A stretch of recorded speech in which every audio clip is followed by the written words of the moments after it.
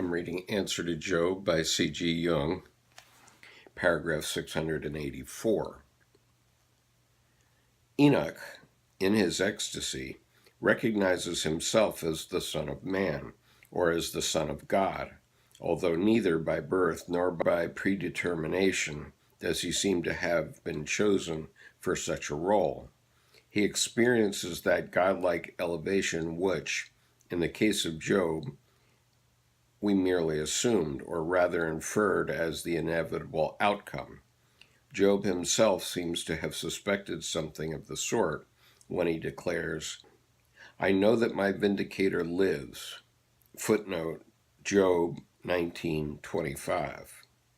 This highly remarkable statement can, under the circumstances, only refer to the benevolent Yahweh.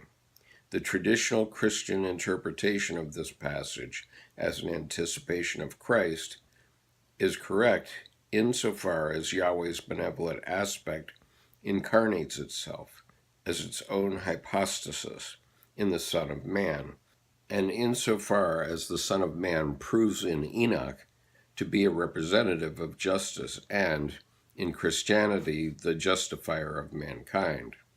Furthermore, the Son of Man is pre-existent, and therefore Job could very well appeal to him. Just as Satan plays the role of accuser and slanderer, so Christ, God's other Son, plays the role of advocate and defender. Paragraph 685. Despite the contradiction, certain scholars have wished to see Enoch's messianic ideas as Christian interpolations. For psychological reasons, this suspicion seems to me unjustified. One has only to consider what Yahweh's injustice, his downright immorality, must have meant to a devout thinker. It was no laughing matter to be burdened with such an idea of God.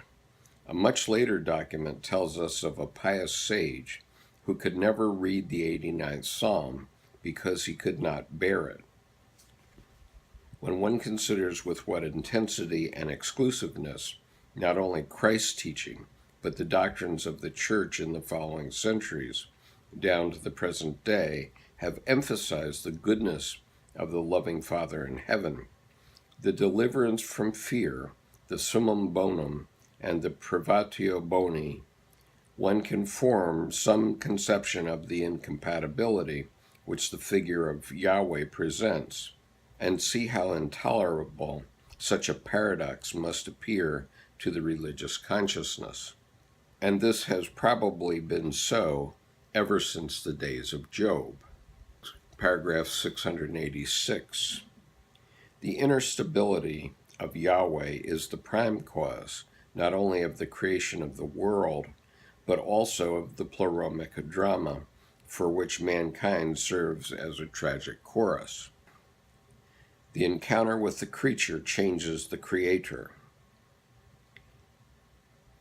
In the Old Testament writings, we find increasing traces of this development from the 6th century BC on.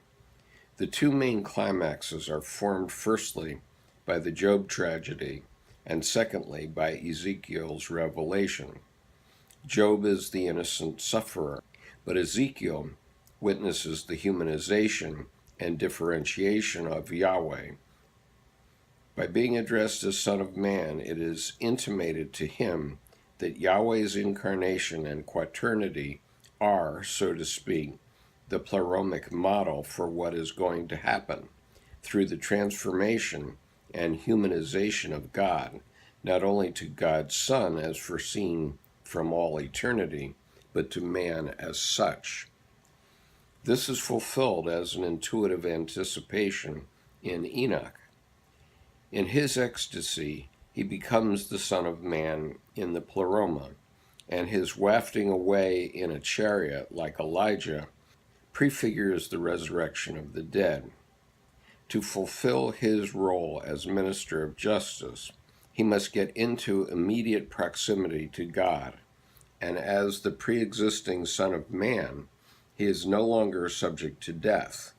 But insofar as he was an ordinary human being, and therefore mortal, other mortals as well as he can attain to the vision of God. They too can become conscious of their Savior and consequently immortal. Paragraph 687. All these ideas could easily have become conscious at the time of the basis of the assumptions then current, if only someone had seriously reflected on them. For that, no Christian interpolations were needed.